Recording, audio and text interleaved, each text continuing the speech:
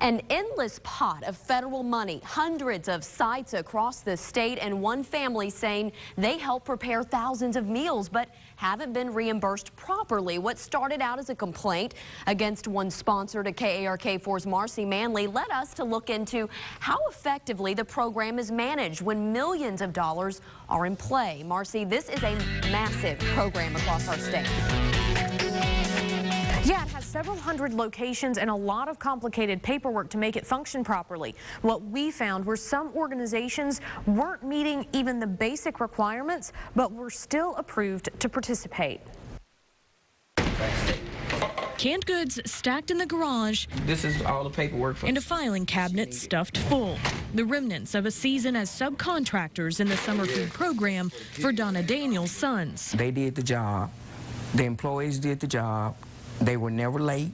They were on the sites. Carl Daniels' contract with Child Care Community Outreach to serve a half-dozen sites canceled in mid-July over what they describe as an ongoing issue with late or incomplete payments from the nonprofit. She just kept saying that she didn't have the money in her account. Now in November, they say they still haven't been reimbursed the total amounts by President Terry Baker. I have all the canceled checks to show where I have paid them. Baker's group, where Donna had been employed, received more than $80,000 in reimbursements and advancements this year.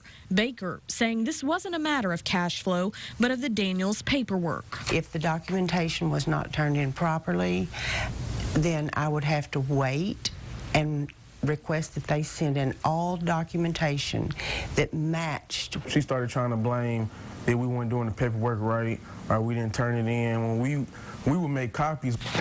We began our investigation, looking into how DHS reimburses nonprofits that participate. But as we dug, we found problems with the nonprofits' paperwork.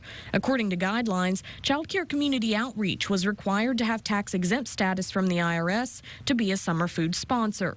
But the IRS revoked its status in May 2013 for failure to file tax forms for 3 consecutive years before it was ever approved to participate by DHS. Yes, it had to be a 501c3, yes.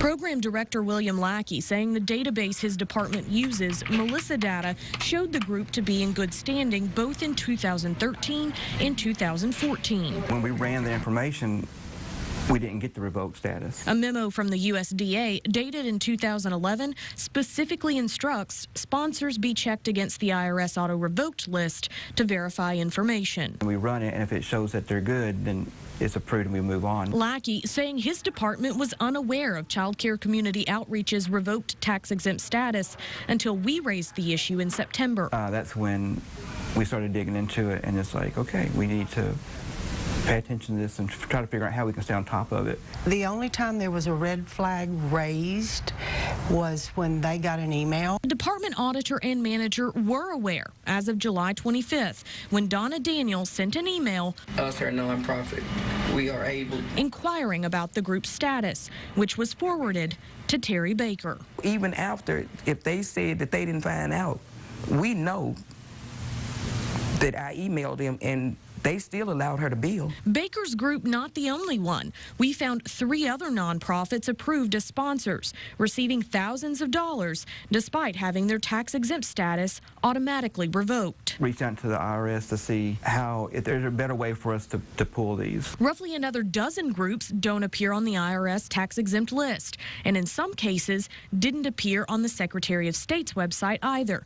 The total given to those groups in 2 years, about $500,000. If the agencies don't report to us that they've got an issue with the IRS, then we have to find it. According to Lackey, the summer food program has exploded in size over the past few years. In 2009, the state had 313 site locations. This summer, it closed in on 1,200. Then I'll break those down. I'll make sure what. Still, he feels his staff has grown and is handling the program appropriately. With the new staff, we're staying on top of checking and double checking.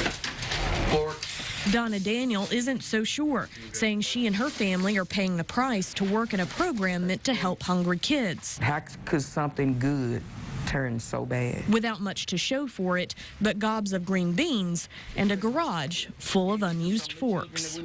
Baker submitted her paperwork to have her tax-exempt status reinstated on September 30th. At this point, audits of her program have not been completed, and DHS saying it couldn't speak to the payment issues alleged by the Daniels. Back to you.